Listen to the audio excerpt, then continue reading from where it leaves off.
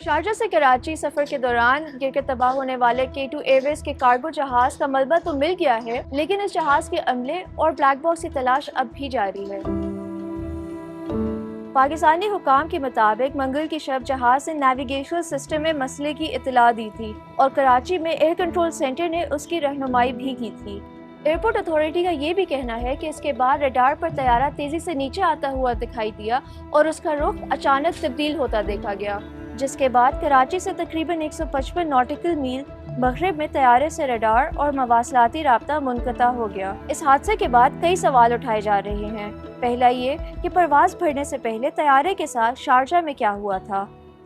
جہاز میں سوار انجینئر محمد عارف کے خاندان کا کہنا تھا کہ وہ پیر کو جہاز سے کسی مرمتی کام کے لیے شارجہ روانہ ہوئے تھے، اور یہ کہ جہاز ایک ہفتے سے زیادہ عرصے سے شارجہ میں کھڑا تھا اور اس کا کوئی پرزہ خراب ہو گیا تھا جو باہر سے آنا تھا۔ ان کے مطابق جہاز کی خرابی کو ٹھیک کرنے کے لیے ایک پرزہ امریکہ سے منگوایا گیا، جسے پرواز سے پہلے تبدیل کیا گیا اور معائنے کے بعد جہاز واپس روانہ ہوا۔ K2 ایئر ویز کے ایک عہدیدار کا کہنا تھا کہ جہاز میں کوئی خرابی نہیں تھی۔ اگر ایسا ہوتا تو شارجہ ایوییشن کبھی بھی جہاز کو اڑان بھرنے کی کلیئرنس نہیں دیتی۔ پاکستان ایئرپورٹ اتھارٹی کے مطابق K2 ایئر ویز کے جہاز نے نیویگیشن سسٹم میں مسئلے کی اطلاع دی تھی، لیکن نیویگیشن کا مسئلہ کریش کی وجہ نہیں ہو سکتا۔ پروازوں کی نگرانی کرنے والی سروس فلائٹ ریڈار 24 کے مطابق اس طیارے کے آخری لمحات غیر معمولی تھے۔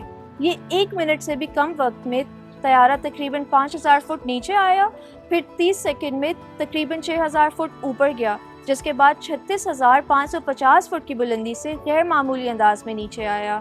ریٹائرڈ ایئر کوموڈور خالد چشتی کے مطابق انہیں معلوم ہوا ہے کہ شارجہ میں جہاز کے انرشل ریفرنس یونٹ یا IRU میں خرابی پیدا ہوئی تھی۔ یہ وہ سسٹم ہے جو پائلٹ کو جہاز کی سمت، اونچائی اور پرواز کی حالت کے بارے میں معلومات فراہم کرتا ہے۔ ایوییشن ماہرین کا کہنا ہے کہ جہاز کے آخری لمحات میں اتنی تیزی سے گرنا مشکوک معلوم ہوتا ہے، اور اس کا مطلب ہے کہ پائلٹ کا کنٹرول جہاز کے اوپر نہیں تھا۔ تو کیا جہاز میں کوئی تکنیکی خرابی دوبارہ پیدا ہوئی؟ کیا عملہ طیارے پر مکمل کنٹرول کھو بیٹھا تھا؟